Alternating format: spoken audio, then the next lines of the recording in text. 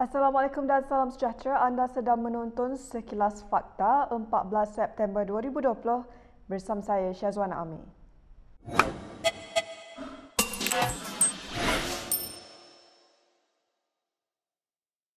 Pengarah Komunikasi Amanah Khalid Samad hari ini mengesahkan bahawa Husam Musa telah melepaskan jawatan sebagai naib presiden parti itu.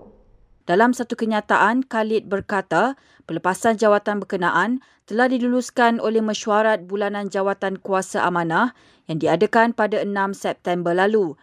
Bagaimanapun katanya, memandangkan kebolehan dan kemampuan Husam masih diperlukan di peringkat nasional, Jawatan Kuasa Nasional Amanah mengambil keputusan untuk memintanya berperanan memantau dan bertindak sebagai penasihat kepada 3 biro.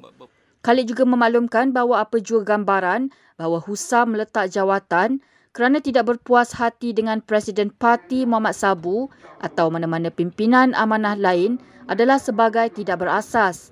Awal hari ini, Husam turut menafikan pergeserannya dengan Muhammad. Ini selepas portal berita The Malaysian Insight menerbitkan satu artikel dengan memetik sumber yang mendakwa peletakan jawatannya dalam parti itu dan sebagai pengurusi Pakatan Harapan Kelantan berpunca daripada pergeseran mereka. Sumber itu mendakwa Husam telah menyerahkan surat peletakan jawatan kepada parti itu 2 minggu lalu. Presiden Warisan Muhammad Syafiee Apdal hari ini sekali lagi menyelar pihak-pihak yang menggelar warisan sebagai parti pendatang tanpa izin dan menghina dirinya. Apa diorang ingat bajau saya ini bekas menteri, bekas timbalan menteri pertahanan? Mana mungkin saya boleh menjadi timbalan menteri pertahanan kalau saya pitian? Dalam perlembagaan negeri Sabah ini, bajau ini adalah anak native bumi Sabah, bukan PTI.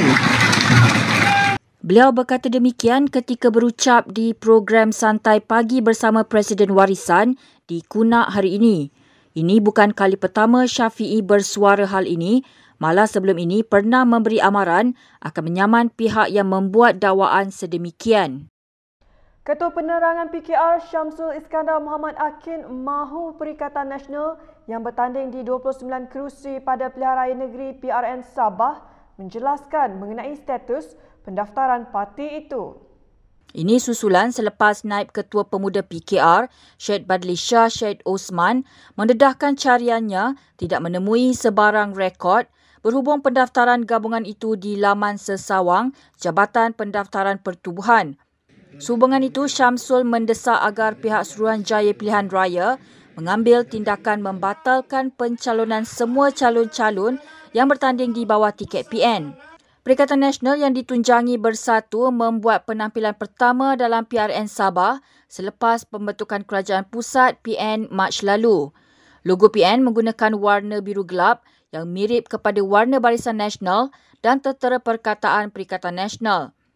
Barisan Nasional mengambil keputusan untuk tidak menyertai PN secara rasmi, namun rakan sekutunya PAS berada dalam gabungan itu. Dalam pada itu, Syamsul berkata, pilihan raya adalah platform penting buat rakyat untuk menggunakan hak mereka sebagai warga negara. Oleh yang demikian, katanya, ia merupakan satu penghinaan kepada sistem demokrasi berparlimen di Malaysia sekiranya calon-calon yang mewakili sebuah pertubuhan haram dibenarkan untuk bertanding dalam pilihan raya. Dr. Mahathir Mohamad mengulangi penafian terhadap tanggapan yang mengatakan DAP mempunyai kuasa untuk mengawalnya ketika memimpin Kerajaan Pakatan Harapan selama 22 bulan. Beliau berkata demikian dalam satu wawancara bersama Malaysia Kini. Ini tak benar sama sekali. Ialah DAP ada dalam kerajaan dan dia jadi ketua Menteri Keuangan. Dia kontrol wang, tetapi dia tak kontrol wang sepenuhnya. Saya kontrol. Kalau dia nak buat bajet pun dia kena dulu bajet dibuat oleh Menteri Keuangan. Perdana Menteri tak ada peranan. Kali ini dia buat bajet, saya suruh dia serah draft bajet kepada saya. Dan saya kaji dan saya puas hati baru kita kemukakan ke bajet itu kepada Parlimen. Banyak lagi yang dia buat semuanya setelah runding dengan saya. Dia tak boleh bawa perkara ke dalam kabinet sebelum saya berperhatikan sama ada sesuai ataupun tidak. Banyak cadangan-cadangan dia walaupun saya kata boleh bawa ke dalam kabinet tolak. Tambah bekas Perdana Menteri itu lagi, meskipun DAP menjaga kewangan negara, namun bantuan tetap diberikan kepada negeri Kelantan dan Terengganu yang dikuasai PAS. Kelantan hampir bankrupt. Nak bayar gaji pun tak boleh. Wan Eng yang cadang supaya Kelantan diberi secara sekali one off 400 million. Terengganu kita bagi 200 million. These two bukan Pakatan Harapan yang country. It's not Pakatan Harapan. Dia orang opposition. Tapi dia negeri Melayu. Jadi to say that DAP controls me, I think you're insulting me. To say that DAP can control me.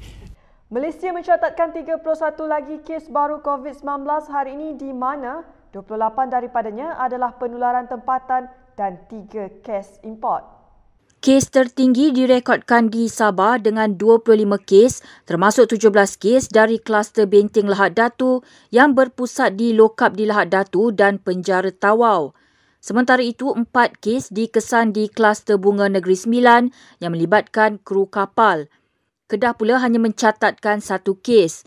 Pertambahan kes baru itu menjadikan jumlah kumulatif kes COVID-19 di negara ini sebanyak 9,946 kes dengan jumlah kes aktif sebanyak 615 kes.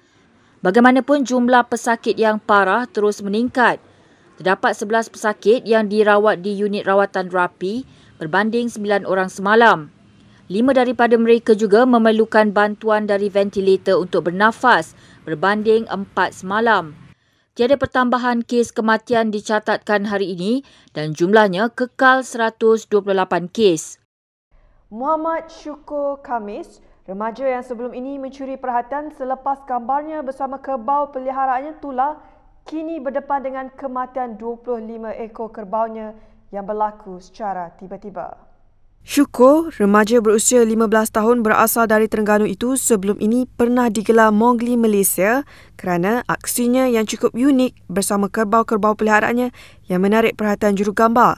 Simpati dengan berita itu, Menteri di Jabatan Perdana Menteri Hal Ehwal Agama Zulkifli Mohamad hari ini menasihati Syukur dan bapanya Khamis Jusoh supaya bersabar menghadapinya. Merujuk kepada apa yang menimpa Syukur dan Khamis, Zulkifli juga berpesan bahawa hidup dan mati adalah ketentuan Allah. Bakat semula jadi Syukur bersama kerbaunya sejak kecil itu menghasilkan gambar-gambar fotogenik yang diambil oleh jurugambar Muhammad Nazri Sulaiman dan Abdullah Din Muhammad Zain. Sehingga foto diambil Muhammad Nazri berjaya meraih anugerah Image Asia 2018 oleh Asian Geographic bagi kategori potret terbaik. Foto-foto Syukur turut memberi ilham kepada penghasilan telefilm Budak Kuba yang menyaksikan Syukur sebagai pelakon utama. Baiklah, sekian sahaja daripada saya, Syazwana Amir untuk Sekilas Fakta. Untuk lebih banyak berita, anda boleh melayari kinitv.com. Anda juga boleh mengikuti kami di Instagram, Twitter, YouTube dan Facebook. Salam hormat dan jumpa lagi.